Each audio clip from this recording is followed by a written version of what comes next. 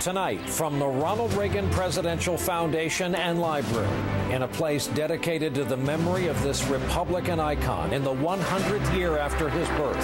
Thank you. We will hear from the 8 candidates who would like to claim his legacy.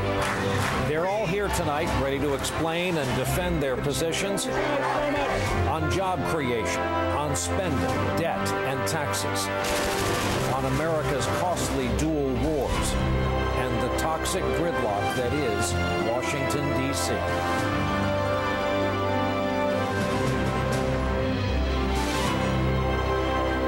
Live from the Reagan Library in Simi Valley, California, the Republican candidates debate. Here now are Brian Williams and John Harris. Thank you very much. Thank you very much. Good evening and welcome. Thank you especially for joining us here in this spectacular space, this spectacular presidential library, where we are all gathered under the wings of Air Force One. We're going to get right to it tonight because we have a lot of candidates on stage, a lot of issues to talk about, and for the next hour and 45 minutes, give or take, along with my colleague and friend John Harris of the website Politico, we will be putting questions to the 8 candidates on stage tonight. By agreement, they will have 1 minute to answer and then 30 seconds for follow-up or rebuttal, as they say, at the moderator's discretion. There will be no opening or closing statements during this debate tonight. With that out of the way, we're going to start with jobs and the economy. The numbers from our new NBC News Wall Street Journal poll this week are candidly jaw-dropping. The country thinks the economy is going to get worse before it gets better. A majority of people in this country now believe the Republican policies of the first 8 years of the past decade are responsible for the economic mess we're in. And we should quickly add, a majority also don't believe the current Democratic president has set the right policies to fix the fix we're in. Question is really, who can? Governor Perry, we're going to begin with you. You're the newcomer here on stage. You probably saw this coming a mile away. You have touted your state's low taxes, the lack of regulation, tough tort reform as the recipe for job growth in the Lone Star State. But Texas ranks last among those who have completed high school. There are only 8 other states with more living in poverty. No other state has more working at or below the minimum wage. So is that the kind of answer all Americans are looking for? Actually, what Americans are looking for is someone can get this country working again. And we put the model in place in the state of Texas. When you look at what we have done over the last decade, we created 1 million jobs in the state of Texas. At the same time, America lost 2.5 million. So I will suggest to you that Americans are focused on the right issue, and that is who on this stage can get America working, because we know for a fact the resident of the White House cannot. But you know by now the counter-argument to that is the number of low-wage jobs and the fact that unemployment is better in over half the states of the union than it is right now in Texas. Well, the first part of that comment is incorrect, because 95% of all the jobs that we've created have been above minimum wage. So I'm proud of what we've done in the state of Texas. And for the White House or anyone else to be criticizing creation of jobs now in America, I think is a little bit hypocritical. You want to create jobs in America. You free the American entrepreneur to do what he or she does, which is risk their capital. And I'll guarantee you the entrepreneur in America, the small businessman and woman, they're looking for a president that will say, we're going to lower the tax burden on you, and we're going to lower the regulation impact on you, and free them to do what they do best, create jobs. Governor Romney, over to you. You've opened the door on this topic, at least where Governor Perry is concerned. Despite your own private sector experience, as you know, Massachusetts ranked only 47th in job creation during your tenure as governor. As for your private sector experience, as Governor Perry's strategist recently put it, consisted of being, quote, a buyout specialist.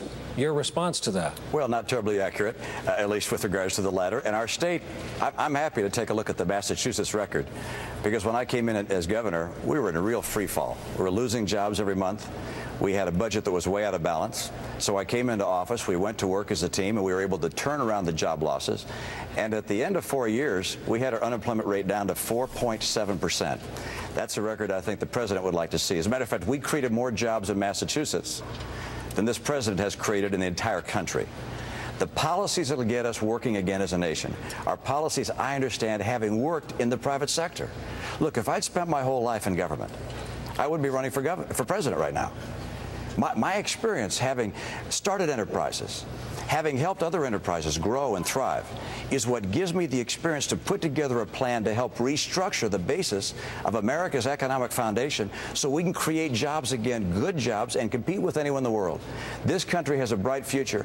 Our president doesn't understand how the economy works. I do, because I've lived in it. Time, Governor. Let's get a little bit more specific. Bain Capital, company you helped to form, among other things, often buys up companies, strips them down, gets them ready, resells them at a net job loss to American workers. You know, that might be how some people would like to characterize what we did, but in fact, we started businesses at Bain Capital, and when we acquired businesses, in each case we tried to make them bigger, make them more successful and grow. The idea that somehow you can strip things down and it makes them more valuable is not a real effective investment strategy. We tried to make these businesses more successful. By the way, they didn't all work.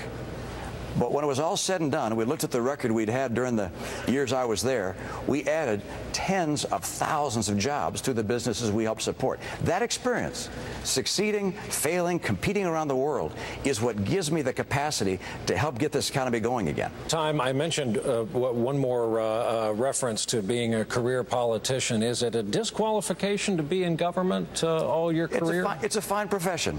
and if someone were looking to say, how can we restructure government, and which agency should report to which other agency, why, maybe that's the best background. If you're thinking about what it takes to reshape and update America's economy and to allow us to compete with China and other nations around the world, understanding how the economy works fundamentally is a credential I think is critical. Governor Perry, a 30-second rebuttal. You've spent your career in that fine profession of elected office. Your reaction to that? Well, Governor Romney left the private sector, and he did a great job of creating jobs in the private sector all around the world. But the fact is, when he moved that experience to government, he had one of the lowest job creation rates in the country. So the fact is, while he had a good private sector record, his public sector record did not match that. As a matter of fact, we created more jobs in the last 3 months in Texas than he created in 4 years in Massachusetts. Well, let's widen this out, and let's bring in Mr. Cain on one side and wait a second. Senator. Go ahead, Mr. I'll give you 30 seconds. Yeah, let's wait a second. Oh, we could do this all evening. Yeah, states are different. Texas is a great state. Texas has zero income tax. Texas has a right-to-work state, a Republican legislature, a Republican Supreme Court. Texas has a lot of oil and gas in the ground. Those are wonderful things. But Governor Perry doesn't believe that he created those things. If he tried to say that, why, it'd be like Al Gore saying he invented the internet. Look, the reality is there are differences. There are differences between states. I came into a state that was in real trouble. Huge budget gap, losing jobs every month. We turned it around. 3 out of 4 years, we had unemployment rate below the national average. We ended up with 4.7% unemployment rate. I'm proud of what we were able to do in a tough situation. Time, Governor Perry. I know back and forth, but Michael Dukakis created jobs 3 times faster than you did, Mitt. Well, as a matter of fact, George Bush and his predecessor created jobs at a faster rate than you did, Governor. That's not correct. Yeah, it is correct. Nice to see everybody came prepared for tonight's conversation. As I said, I'd like to bring in both wings here, figuratively, of course, Senator Santorum and Mr. Cain. Let's talk about this debate between public sector life's work and private sector life's work. You've spent your life's work, Mr. Cain, in the private sector, and Senator Santorum, most of yours in the public sector. Weigh in on what you're hearing. Yeah, I think what people are looking for is someone to get something done.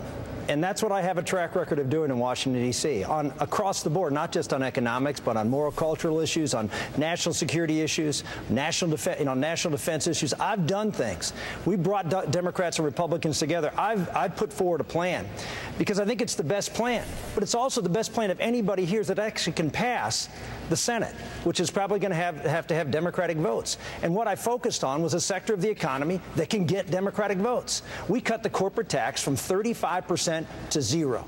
Because we want to build the great middle of America again, get those jobs that were shipped overseas by companies that were looking to make a profit because they couldn't any longer do it here, and bring those jobs back to America. We cut that corporate rate to 0. We passed repatriation to get that resources that are sitting overseas, $1.2 trillion, and we bring them back here. We'll create jobs, and I'll get Democratic votes to pass it. We'll bring things together because of those industrial straight Democrats, and I know because I'm from an industrial state, they will vote for this bill. You want to get something going, elect someone who knows how to get things done. Time, Senator. Mr. Cain, same question. Let's cut to the chase. This is what business people do and politicians don't do. Here's how I would fix this economy. First, eliminate the current tax code. It is a drain on entrepreneurs. It's the biggest barrier that's holding this economy back.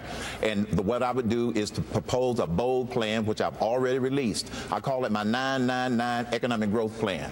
Throw out the current tax code, a 9% tax on corporate income, a 9% tax on personal income, and a 9% national sales tax. If 10% is good enough for God, 9% ought to be good enough for the federal government. This would replace all federal income taxes. It'll replace all federal income taxes. It will also replace the payroll tax, so everybody gets some skin in the game, and it replaces the capital gains tax. This economy is on life support. We do not need a solution that just trims around the edges. This is a bold plan and a bold solution. Additionally, with something as simple as 999, it gives us an easy mechanism to go after help those cities that are the most blighted in terms of empowerment zones. And we can modify that very easily versus the current code. Mr. Cain, thank you. Governor Huntsman, as you know, Governor Romney's new economic plan calls for the U.S. government to officially label China a currency manipulator. But the Wall Street Journal editorial page says such a move would cause a trade war, perhaps. You're a former ambassador to China. You have served 4 U.S. presidents. In your view, what does Governor Romney not get about China?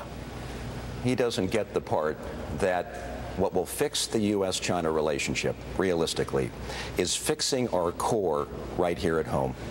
Because our core is weak and it is broken, and we have no leverage at the negotiating table. And I'd have to say, Mitt, now is not the time in a recession to enter a trade war. Ronald Reagan flew this plane.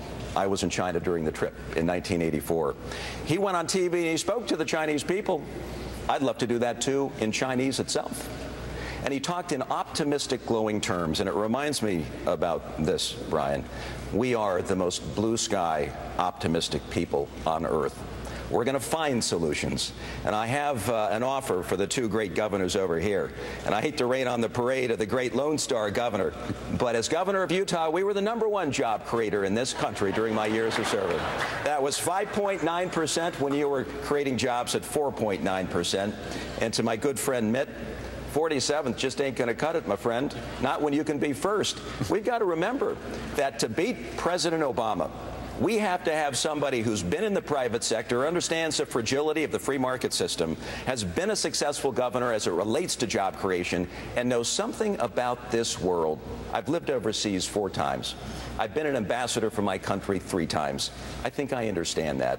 Governor Huntsman, time. Congresswoman Bachmann, over to you. Of all of you on this stage, you've been very vocal about wanting less regulation in American life. Which current federal regulations have been prohibitive or damaging in terms of your own small business? Well, I think without a doubt, there's 2 that you look to. First of all are the new regulations that are just being put into place with Obamacare. As I go across the country and speak to small business people, men and women, they tell me that Obamacare is leading them to not create jobs.